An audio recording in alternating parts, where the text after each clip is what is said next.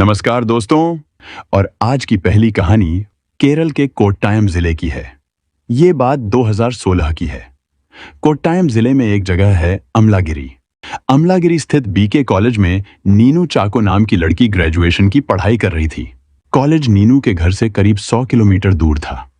एक रोज नीनू और उसकी दोस्त अनीता को बस पकड़ कोल्लम में अपने घर आना था। अनीता की एक सहेली मैकेनिकल इंजीनियर केविन जोसेफ के साथ उसे बस स्टैंड छोड़ने आई थी। नीनू की केविन से पहली मुलाकात यहीं हुई थी।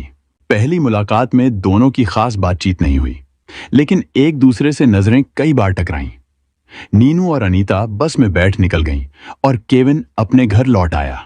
इस बस स्टैंड पर हुई मुलाकात के बाद नीनू को एक अनजान नंबर से कॉल आया और फिर उस नंबर से कॉल आने का सिलसिला बन गया।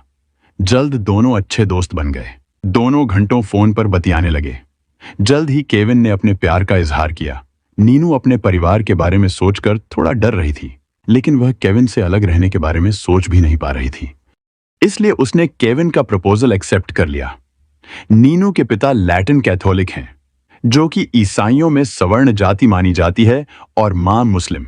जब दोनों ने शादी की तब चर्च ने उनका बहिष्कार कर दिया। उनके लैटिन चर्च में जाने पर पाबंदी लगा दी। नीनू का परिवार पास के ही उस चर्च में जाता था जहां सबको जाने की इजाजत थी। इसलिए नीनू ने केविन से मिलकर उसे अपने परिवार की पूरी कहानी सुनाई। इस पर केविन ने जवाब दिया, उसे इन सब चीजों से कोई फर्क नहीं पड़ता, वह बस नीनू से शादी करना चाहता है। केविन नीनू को पोन्नी और नीनू केविन को ईचा कहकर बुलाते थी। केविन जोसेफ ईसाइयों में दलित जाति से था, लेकिन उसे धर्म और अध्यात्म में गहरी समझ थी और विश्वास भी। केविन नीनू को कई चर्च और मंदिरों में लेकर गया। हालांकि प्यार करने वाले प्रेमी युगल मंदिर और चर्च कम ही जाते हैं, लेकिन केविन अलग था। वह हर दिन प्रार्थना करता, लेकिन नीनू के दिल में परिवार को लेकर डर था। उसको लगता था कि उसके परिवार वाले इस रिश्ते को कभी भी स्वीकार नहीं करेंगे। उसके बावजूद नीनू ने केविन का साथ नहीं छोड़ा। साल 2018 का वैलेंटाइन वीक था और सब कुछ अच्छा चल रहा था। नीनू और केविन एक दूसरे के साथ खुश थे, लेकिन अचानक नीनू के माता पिता ने उसकी शादी के लिए एक मैट्रिमोनियल साइट पर उसकी प्रोफाइल बना दी। नीनू को इस बात का बिल्कुल भी मन नहीं था, क्योंकि वह पहले से ही केविन को पसंद करती थी और उसका दिल उसी में था। फिर नीनू के माता पिता ने एक लड़के से नीनू का रिश्ता पक्का कर दिया। नीनू ने लाख कोशिश की कि वह इस रिश्ते को न माने, लेकिन उसकी एक भी बात नहीं सुनी गई। उसे मजबूरी में यह सब मानना पड़ा। अब नीनू के दिल में बहुत डर था। उसे डर था कि कहीं वह और केविन एक दूसरे से अलग न हो जाएं। इस डर से घबराई हुई नीनू और केविन ने एक बड़ा फैसला लिया। उन्होंने सोचा, अगर दोनों को साथ रहना है तो शादी कर लेनी चाहिए। यह कदम उनकी शादी के बारे में था। 24 मई की रात को नीनू ने अपने घर को छोड़ दिया। उस रात वह केविन के दोस्त के घर रुकी। सोने से पहले दोनों ने अपने अपने परिवारों को अपनी शादी के फैसले के बारे में बता दिया। नीनू के घर में जब उसके पिता ने फोन रिसीव किया तो उसने सीधे कहा, मैंने शादी कर ली है, और बिना पिता के जवाब का इंतजार किए उसने कॉल काट दिया। यह पहली बार था जब दोनों परिवारों को उनके रिश्ते के बारे में पता चला। 25 मई को दोनों ने अपनी शादी रजिस्टर करने के लिए ऑनलाइन फॉर्म भरा और फिर नीनू अपने हॉस्टल चली गई। केविन को पूरा यकीन था कि उसका परिवार उसकी पत्नी को पूरी तरह से स्वीकार कर लेगा, क्योंकि वह जानता था कि नीनू और वह एक दूसरे से बहुत प्यार करते थे। उसके बाद सब साथ रहेंगे। लेकिन 26 मई को नीनू के पिता ने पुलिस स्टेशन में उसकी लापता होने की शिकायत दर्ज कराई। पुलिस ने मामले को गंभीरता से लिया और केविन को थाने लेकर पहुंची। वहां केविन को टॉर्चर किया जाने लगा, जिससे वह घबराया हुआ था। लेकिन जैसे ही नीनू को इस बात का पता चला, वह तुरंत थाने पहुंची। पुलिस ने केविन से लिखित में आश्वासन लिया, नीनू को केविन के साथ जाने दिया। 26 मई की रात नीनू और केविन की फोन पर बात हुई थी, लेकिन 27 मई को जब नीनू ने फिर से केविन को कॉल किया तो उसने फोन नहीं उठाया।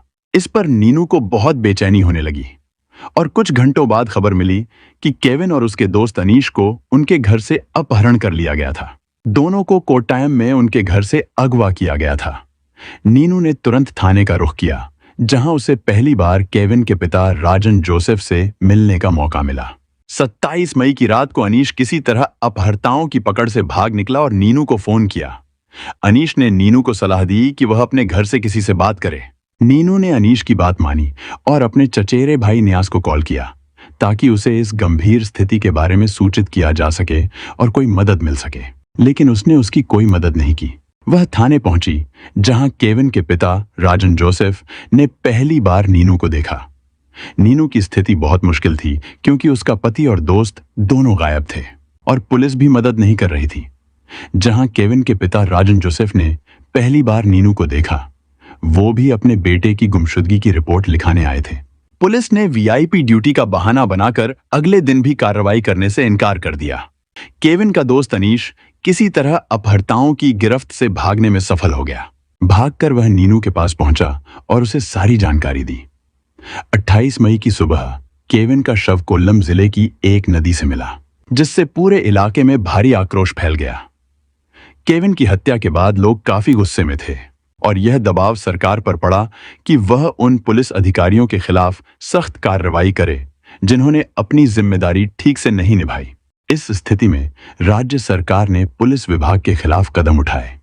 एक सब इंस्पेक्टर और एक अतिरिक्त सब इंस्पेक्टर सहित कई अधिकारियों को निलंबित कर दिया गया, जो इस मामले में लापरवाह थे और जिन्होंने मामले को गंभीरता से नहीं लिया था। पुलिस ने आरोपियों की तलाश में पूरे राज्य में अभियान चलाया। मामले की सुनवाई को तेजी से आगे बढ़ाने के लिए एक विशेष अदालत का गठन किया गया। हत्या के बाद नीनू ने केविन के परिवार के साथ रहने का फैसला किया। मुकदमे के दौरान नीनू और केविन का दोस्त अनीश मुख्य गवाह बने, जिससे अभियोजन पक्ष को आरोपियों तक पहुंचने में मदद मिली। कोट्टायम की प्रिंसिपल सेशंस कोर्ट ने जोसेफ मर्डर केस में 27 अगस्त 2019 को फैसला सुनाया। नीनू के भाई शानू चाको समेत 10 आरोपियों को दोहरे आजीवन कारावास की सजा सुनाई। सभी आरोपी जेल में हैं। वहीं नीनू के पिता समेत 4 आरोपियों को सबूत के अभाव में बरी कर दिया। नीनू केविन के परिवार के साथ रह रही है, केविन के माता पिता का ख्याल रख रही है। इस कहानी का उद्देश्य यह है कि हम रिश्तों में विश्वास, सच्चाई और ईमानदारी को समझें। पहली कहानी में सुधा ने अपनी जेठानी भगवंती की हत्या कर दी, केवल इसलिए क्योंकि उसे गोपाल से प्यार था और वह चाहती थी कि वह उसे अपना जीवन साथी बनाए। इस मामले में परिवार की एकता और प्यार को दरकिनार कर दिया गया और आखिरकार इसका खामियाजा सुधा को ही भुगतना पड़ा। दूसरी कहानी में नीनू और केविन के रिश्ते का दुखद अंत हुआ। कहानी में नीनू ने अपनी इच्छाओं और सच्चे प्यार को महत्व दिया और परिवार की परवाह न करते हुए उसके साथ भागने का फैसला किया। हालांकि परिस्थितियां नीनू और केविन के खिलाफ हो गईं।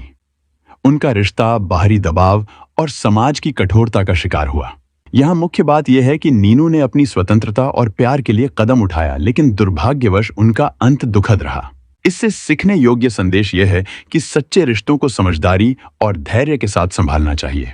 समाज और परिवार से संवाद करना जरूरी है ताकि रिश्तों में समझदारी और सहमति बनाई जा सके। आज की दूसरी कहानी उज्जैन जिले की है। ये बात 2022 की है। उज्जैन जिले में एक थाना आता है, तराना थाना। इसी थाने के इलाके में एक गांव है कनाटी। 20 फरवरी की सुबह इसी गांव के रहने वाले जितेंद्र सिंह ने थाने पहुंचकर इंस्पेक्टर भीम सिंह पटेल को एक दिल दहला देने वाली खबर दी।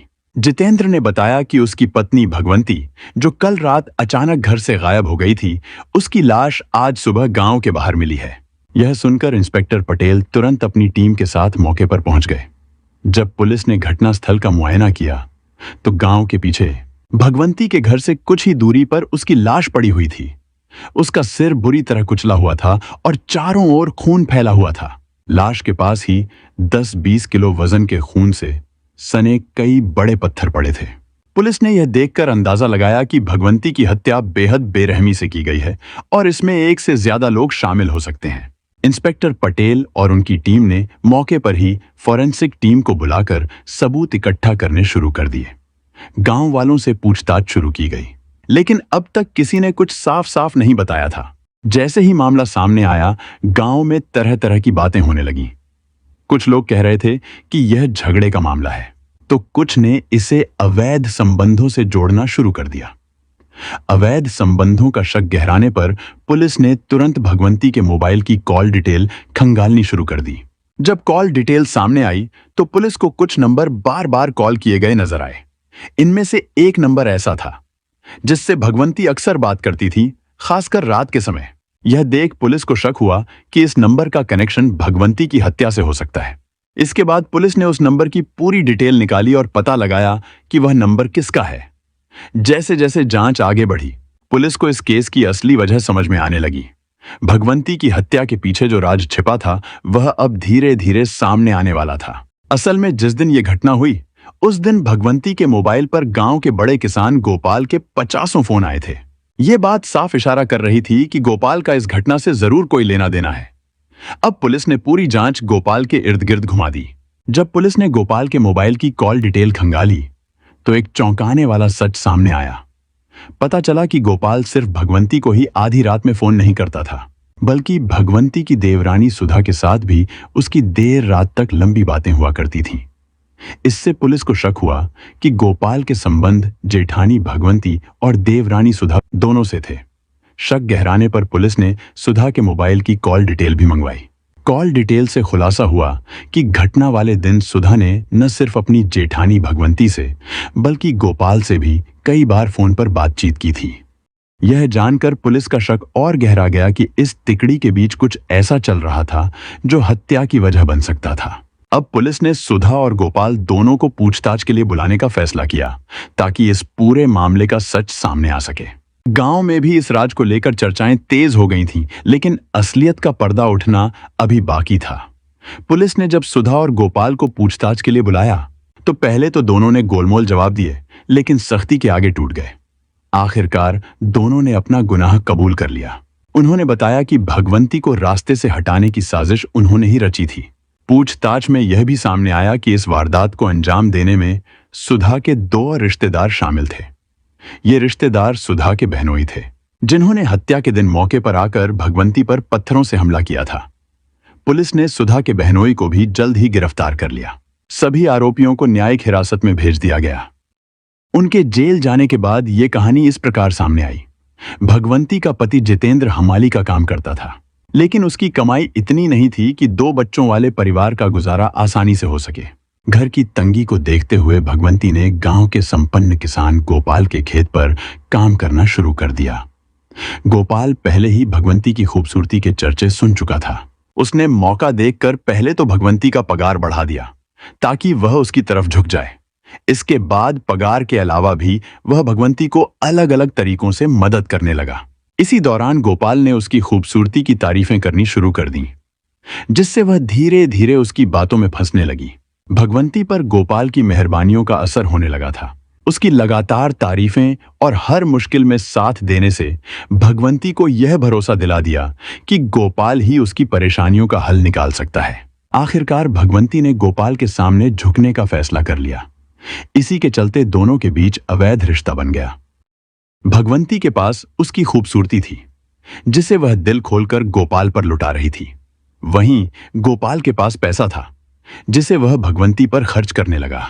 इसी वजह से जल्द ही भगवंती का रहन सहन बदल गया और उसका जीवन चमक दमक से भर गया। भगवंती बड़े परिवार में रहती थी और उसका नया रूप देखकर उसकी देवरानी सुधा को कुछ शक हुआ।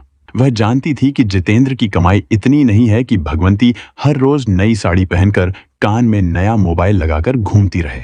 सुधा ने ध्यान से देखा कि भगवंती का रहन सहन बदल चुका था और उसे अब समझ में आ गया कि यह पैसा कहां से आ रहा है। इसलिए वह जल्द ही समझ गई कि भगवंती यह पैसा कहां से ला रही है। भगवंती सुंदर थी तो सुधा भी कम नहीं थी। फिर सुधा तो भगवंती की तुलना में ज्यादा जवान भी थी। इसलिए उसने भी गोपाल के खेत पर नौकरी करने का फैसला कर लिया और एक रोज जाकर गोपाल से काम देने की फरियाद की। जवान औरतों को नौकरी के लिए गोपाल कभी मना नहीं करता था। सुधा को देखते ही गोपाल ने बिना देर किए उसे अगले दिन से काम पर आने को कह दिया। भगवंती को सुधा बिल्कुल पसंद नहीं करती थी और जैसे ही उसे यह बात पता चली, उसने गोपाल से कह दिया कि सुधा को नौकरी पर न रखा जाए। लेकिन गोपाल ने भगवंती की बात को नजरअंदाज करते हुए कुछ दिन बाद सुधा से यह कहकर बात टाल दी। सुधा भी गोपाल के खेत पर काम करने के लिए जाने लगी। उसका मकसद तो कुछ और ही था, इसलिए वह भगवंती और गोपाल पर नजर भी रखती थी, जिसके चलते जब एक रोज गोपाल भगवंती को लेकर खेत में बने टपरे में घुसा, तो पीछे से जाकर सुधा ने जेठानी को गोपाल के साथ रंगे हाथ पकड़ लिया। यह बात सुधा घर में न कह दे, इसलिए भगवंती के कहने पर गोपाल ने जेब से ढेर सारे नोट निकालकर सुधा को दे दिए। सुधा नोट लेकर चुपचाप मुस्कुराते हुए चली गई। गोपाल ने दूसरे ही दिन सुधा को अकेले में खेत की टपरी में बुलाया और उसके साथ भी अवैध संबंध बना लिए। इसके बाद गोपाल ने एक दिन सुधा के साथ और अगले दिन भगवंती के साथ खेत पर दोपहर बितानी शुरू कर दी, जिससे भगवंती और सुधा दोनों ही एक दूसरे से चिढ़ने लगी। भगवंती को यह लगने लगा था कि सुधा के कारण गोपाल अब उसके ऊपर पहले जैसा पैसा खर्च नहीं कर रहा था, लेकिन एक सच्चाई और थी। भगवंती को सुधा बिल्कुल पसंद नहीं करती थी। इसके अलावा गोपाल के साथ कई सालों तक रिश्ते में रहने के कारण अब गोपाल का उससे मन उचटने लगा था। सुधा को अपने प्रेमी गोपाल के दिल की बात समझ में आ चुकी थी। वह जानती थी कि गोपाल का दिल अब भगवंती से दूर हो चुका है और वह उसे अपनी तरफ खींचने के लिए हर रास्ता अपनाने लगी। सुधा ने सोचा कि अगर उसे गोपाल पर पूरा अधिकार जमाना है तो भगवंती को रास्ते से हटाना पड़ेगा। इसके लिए उसने गोपाल को राजी कर लिया और एक खतरनाक योजना बनाई। 19 फरवरी का दिन चुना गया। सुधा ने अपने 2 बहनोई देवकरण और लालू को गांव बुलाया और गोपाल ने अपने दोस्त ईश्वर को भी साथ लिया। योजना के मुताबिक गोपाल और ईश्वर पहले से तय किए गए सुनसान इलाके में बैठ गए, जबकि सुधा भगवंती को धोखे में रखकर वहीं लाने वाली थी ताकि उसे रास्ते से हटा दिया जाए। सुधा ने रात करीब 9 बजे भगवंती से पेट खराब होने का बहाना किया और उसे घर के पीछे झाड़ियों में साथ चलने के लिए कहा। बिना किसी शक के भगवंती सुधा के साथ चल पड़ी, क्योंकि उसे इस योजना के बारे में कोई जानकारी नहीं थी। सुधा बहुत ही चालाक थी, इसलिए उसने जानबूझकर भगवंती को एक ऐसे स्थान पर ले जाकर बैठाया जहां पास में एक किसान ने अपने खेत की मेड़ बनाने के लिए भारी पत्थर रखे थे। सुधा का पेट सचमुच खराब नहीं था, इसलिए उसने कुछ ही पल में पानी फेंका और फिर बिजली की तेजी से एक भारी पत्थर उठाया। बिना कोई समय गवाए उसने उस पत्थर को भगवंती के सिर पर दे मारा, जिससे वह तुरंत लहूलुहान हो गई। फिर सुधा ने प्रेमी गोपाल और अपने दोनों बहनोई लालू और देवकरण को आवाज दी। सुधा की आवाज पर गोपाल अपने साथ लालू, देवकरण और दोस्त ईश्वर को लेकर वहां आ गया, जिसके बाद पांचों ने मिलकर भगवंती के सिर पर बार बार पत्थर पटककर उसकी हत्या कर दी। भगवंती की मौत का विश्वास हो जाने के बाद देवकरण, लालू और ईश्वर वहां से चले गए, जबकि गोपाल अय्याशी करने सुधा को लेकर पास के एक खेत में चला गया। यहां दोनों ने अय्याशी करने के बाद खड़ी फसल में भगवंती का मोबाइल फेंककर अपने अपने घर चले गए, जैसे कुछ हुआ ही नहीं हो। लेकिन पुलिस ने अपनी जांच तेज कर दी थी। भगवंती का मोबाइल मिलने के बाद पुलिस ने संदिग्ध कॉल डिटेल्स के आधार पर मामले की तह तक जाने का फैसला किया। जैसे जैसे जांच आगे बढ़ी, पुलिस ने गोपाल और सुधा की गतिविधियों पर ध्यान देना शुरू किया। उनके संदिग्ध व्यवहार और घटना स्थल के आसपास के इलाके में पड़ी भगवंती के खून से सने पत्थरों ने पुलिस को आखिरकार सही दिशा दिखाई। पुलिस ने गोपाल, सुधा और उनके सहयोगियों को गिरफ्तार कर लिया। जांच के बाद यह बात साफ हो गई कि यह हत्या एक साजिश का हिस्सा थी, जिसे सावधानी से अंजाम दिया गया था। घटना ने पूरे गांव में हलचल मचा दी और यह सब किसी बुरी कहानी की तरह सामने आया, जहां रिश्तों की गलतफहमियों और लालच ने एक निर्दोष की जान ले ली। जल्दबाजी में उठाए गए कदम और गलतफहमियों से बचने के लिए सही समय पर सही फैसले लेना बहुत जरूरी है। दोनों ही कहानियां हमें यह सिखाती हैं कि रिश्तों में लालच, धोखा और गलतफहमियों का परिणाम बहुत बुरा हो सकता है। जब किसी को अपनी स्वार्थ पूर्ति के लिए दूसरे को नुकसान पहुंचाने की सोचते हैं, तो वो केवल खुद को ही नहीं बल्कि दूसरों को भी भारी दर्द और मुश्किलों में डाल देते हैं। हमारा उद्देश्य यह है कि लोग इन घटनाओं से सीखें और गलत रास्तों पर चलने से बचें। यह कहानी एक अहम चेतावनी है जो हमें बताती है कि जीवन में सही फैसले लेना कितना जरूरी है। हमें मिलकर एक बेहतर समाज बनाने की कोशिश करनी चाहिए, जहां प्यार और ईमानदारी की अहमियत हो। ऐसी सच्ची घटनाओं और उनसे मिले संदेशों के साथ मैं फिर लौट कर आऊंगा। तब तक के लिए सुरक्षित रहें, सतर्क रहें और याद रखें कि हर कदम सोच समझकर उठाएं।